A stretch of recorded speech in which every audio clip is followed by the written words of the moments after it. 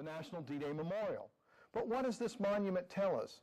It tells us who was involved. It tells us what happened. It tells us when it happened. It tells us where it happened, the significance of it, the results, and it also explains to us that history is incredibly important. D-Day is very, very important to me because my uncle was one of the individuals who was a part of the 31 Bedford boys that ended up in the battle on D-Day. He lived through it, but I didn't understand what he had been through, and he never spoke about it. But when you think about D-Day, and I look at it in an interesting way, were it not for D-Day, Israel would not exist. Understand, D-Day freed Europe to be able to establish Israel. So Little Bedford played a huge part in the prophetic truths that we find in the Word of God.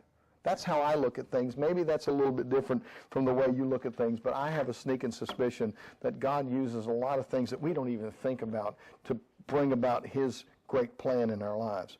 Well, let's move on a little bit. I've talked about historical revisionism, and let me see if I can explain it. This is the definition that I just have come up with. I don't know that I really like the definitions that anybody else has given, but look at this definition. A politically and socially correct method used by educational and legal elites to fabricate events, promote lies as truths, rob America of their Christian heritage, and when their intellectual superiority is challenged, these as experts belittle the critics as inferior.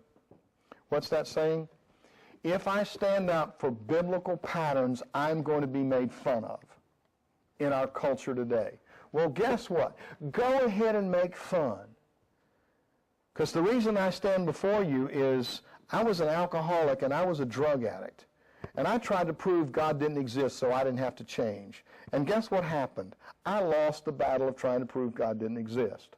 And in losing the battle of that God didn't exist, I asked Him, what do you want me to do now? He says, I want you to teach and make a difference.